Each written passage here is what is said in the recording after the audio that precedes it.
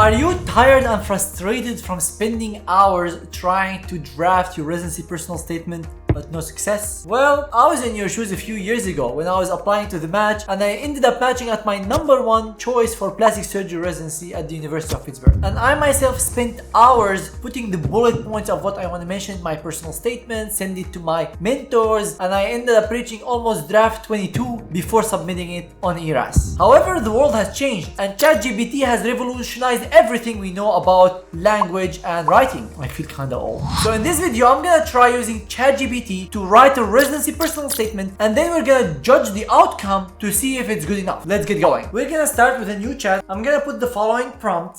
Write a residency personal statement for an internal medicine applicant. If you just write that, it's gonna be a very generic personal statement. So the more prompts you give ChatGPT, the more individualized or better outcome you get. So I'm gonna give ChatGPT a little bit of what I want my personal statement to look like. Starting with an interesting hook, going into why they went into medicine, and then why they decided to do internal medicine, then why the program should choose them, then their career goals of doing GI fellowship, then an end to the PS, which is the personal statement, max 600 words, write in a professional tone. And we'll click enter.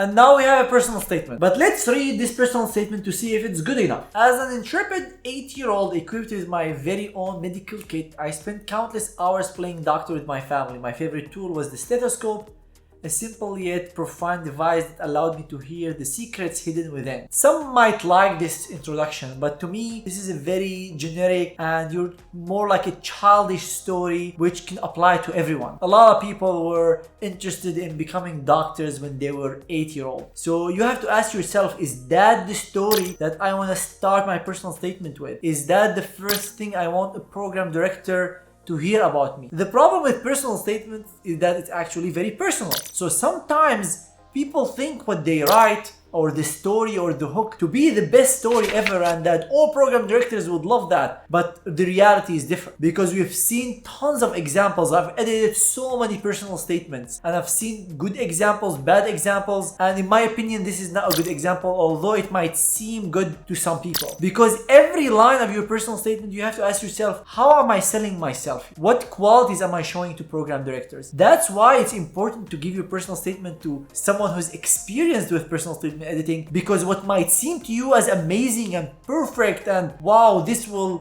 make program directors choose me for an interview directly, might not be true. But let's keep going. Today, as I stand on the cusps of my internal medicine residency, I view the stethoscope not just as an instrument of diagnosis. In my opinion, this second sentence is even weaker than the first. This again looks nice, it's nice wording, but we're not doing poetry competition here. This is a residency personal statement. You're applying to impress programs with your qualities, with your experiences, what got you here, what challenges you faced through your journey. Not to tell me about the stethoscope and this is like the cornerstone of a patient-physician relationship, although it might look good language-wise. I'm not gonna bore you with this video by reading the details of this personal statement. What I would like you to do is pause this video and then read the second and the third paragraph, and I'm gonna comment on them afterwards. Here in the second paragraph, the applicant talks about why they decided to go into medicine. So they were undergrad studying biochemistry, and then they were captivated by the intricate molecular mechanisms that sustain life.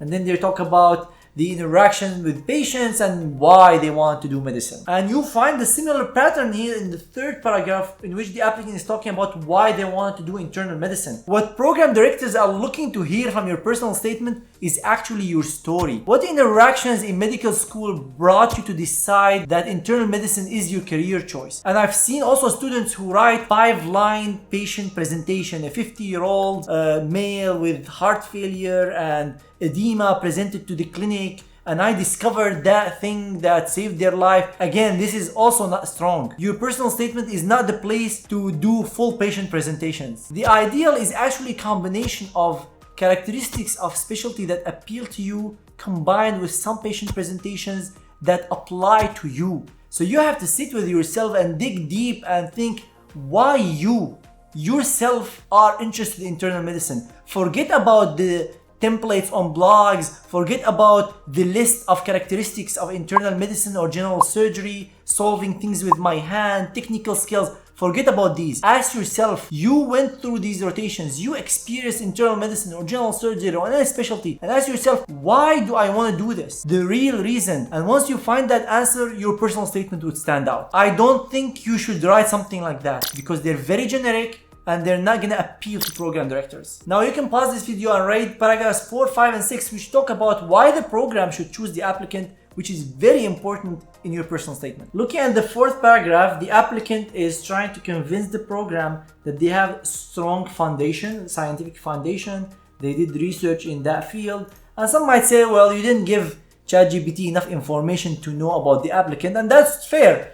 But my whole point is that you actually need to write your personal statement. You need to do it yourself. Do it! You can't ask ChatGPT to write the personal statement on your behalf. What you can do is maybe use ChatGPT to improve the language, but you need to spend that time to dig deep in your experiences. What makes you unique? Which ones you want to present? Because every one of us has a long list of research, maybe volunteering, work experiences, clinical rotations. Which ones are you going to present? You have very limited space. Most recommend having your personal statement between 500 to 650 words. So you have very limited space in which you're going to present the most important things about yourself. I always follow the show, not tell in the personal statement. Instead of saying I'm hardworking, tell me a story that I can conclude that you're hardworking. Program directors are smart enough to figure out if you're hardworking from a story that you tell. Here it talks about GI. Although I wanted the personal statement to include a little bit about my future career, I didn't want a full paragraph about GI. And of course, you can tell ChatGPT in the revised version to reduce that. You can say rewrite this and make GI only one line, and it can do that. But in here, it made the whole paragraph. And again, very generic. I aim to be at the forefront advancement in GI, translating scientific breakthroughs into tangible benefits for patients. Very generic. Nothing specific to you. That's why I say personal statement might be the most difficult part of your application to fill. You definitely need someone to help you or give their opinion about your personal statement. For me myself, I had multiple mentors check my personal statement and give feedbacks, and the first draft of my personal statement looks totally different than the final draft. Why? Because it requires knowledge about what program directors are looking for. What makes a good personal statement a good personal statement? And if you're someone who's just applying to the match, who have not seen good examples or what a good personal statement looks like, you might think that this is a perfect personal statement. So if you have access to those advisors who are native speakers, who are your mentors and have been in the process, have seen a lot of applicants' personal statements, go ahead and send it to them. If you don't have that, reach out to us. We have an amazing team of advisors who have went through the process. They're all native speakers, they're all physician advisors, not language editors, who know what you need to write in a residency personal statement, which is different than a tech personal statement or a finance personal statement. So what you need to do is first read our blogs on how to write a residency personal statement. We have a detailed blog with examples and even good samples that you can see to guide you in that process. Then you have to sit and brainstorm about the different experiences that you went through, write them down, then you have to choose, then you start telling it as if you're telling a story. And don't worry about language at this point. The whole purpose at this point is to actually build your personal statement, build that building, the structure, the message. What are you trying to tell program directors that is specific to you, that conveys strength, passion about medicine, and maturity through experiences, not just a list of stuff you saw online. However, I don't want to be unfair. ChatGPT can have some benefits for your personal statement. The benefit that I see for ChatGPT is to improve the language slightly.